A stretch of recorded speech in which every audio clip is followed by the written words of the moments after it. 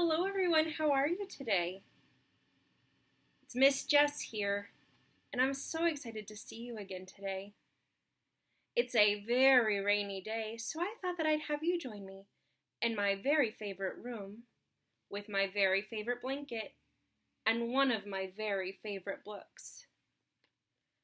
Today's book is called The Kissing Hand. Do you see the mama raccoon and the baby raccoon? I hope that you'll join me in learning what the kissing hand is all about. This story is called The Kissing Hand, and it's written by Audrey Penn, and the illustrators are Ruth E. Harper and Nancy M. Leake. The Kissing Hand.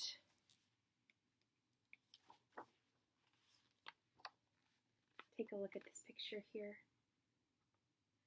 We have a mama raccoon and a baby raccoon. But look, we also have some possums and a rabbit. I wonder what's happening in the story.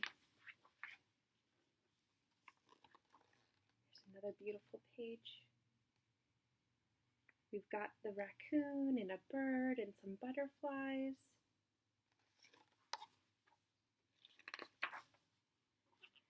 Chester Raccoon stood at the edge of the forest and cried. "I don't want to go to school," he told his mother. "I want to stay home with you. I want to play with my friends and play with my toys and read my books and swing on my swing. Please, may I stay home with you?"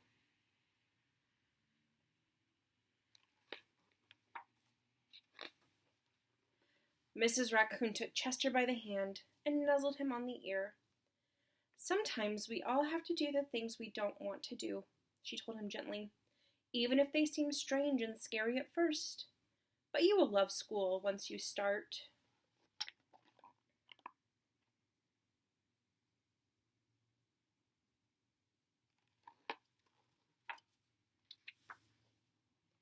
You'll make new friends and play with new toys. You'll read new books and swing on new swings. Besides, she added, "I know a wonderful secret that will make your nights at school seem as warm and cozy as your days at home." We see all the pictures of all the things that Chester can do at school. We see him in the tree with a woodpecker, in a sandbox with a possum. Do you see the trucks in the sandbox? And here he is reading a book. And here he is making friends. Do you know what this animal is? It's called a skunk.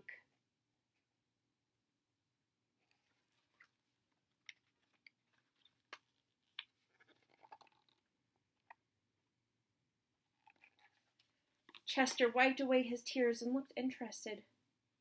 "A secret? What kind of secret?" "A very old secret," said Mrs. Raccoon.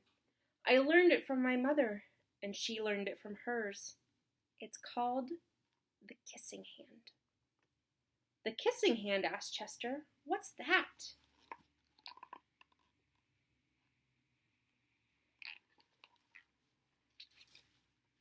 "I'll show you." Mrs. Raccoon took Chester's left hand and spread open his tiny fingers. Leaning forward, she kissed Chester right in the middle of his palm. Mwah. Chester felt his mother's kiss rush from his hand and up his arm and into his heart. Even his silky black mask tingled with a special warmth. Do you see the kiss she put in his hand?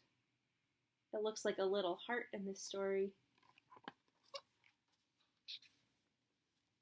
Mrs. Raccoon smiled.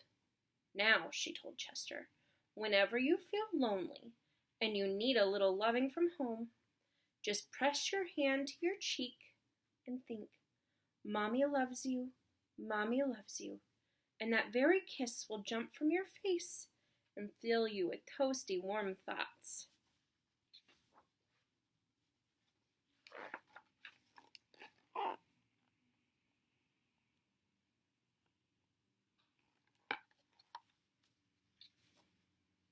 She took Chester's hand and carefully wrapped his fingers around the kiss. "Now do be careful not to lose it," she teased him. "But don't worry. When you open your hand and wash your food, I promise the kiss will stick." Chester loved his kissing hand. Now he knew his mother's love would go with him wherever he went, even to school. I'm not sure if I forgot to show you the last page, so let me show you one more time just in case I did. Here's a picture of Chester and his mommy talking. And then the picture of Chester and his kissing hand. And all the ways that he can keep his kissing hand.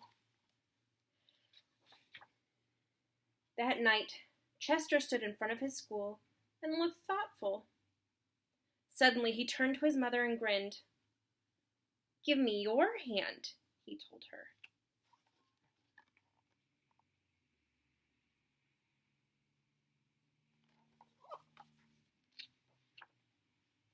Chester took his mother's hand in his own and unfolded her large, familiar fingers into a fan. Next, he leaned forward and kissed the center of her hand.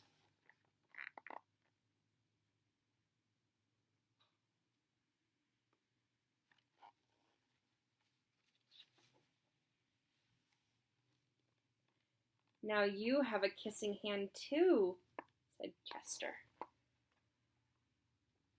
And with a gentle goodbye and an "I love you," Chester turned and danced away.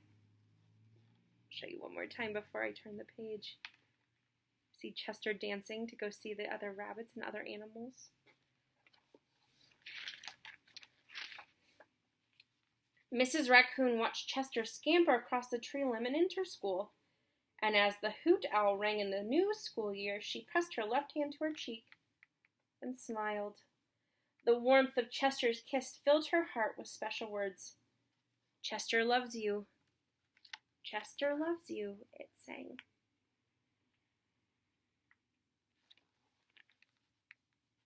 Do you see the mama here holding her hand to her cheek, remembering that Chester loves her?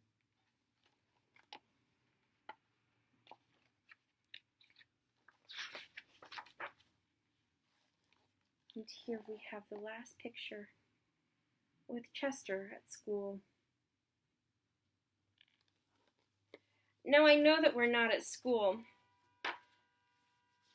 but I thought it was important for us to reread this book because this book is one that can remind us that people love each other even when we can't see each other. So like I love you even though I can't see you. And I know that you love me even though you can't see me.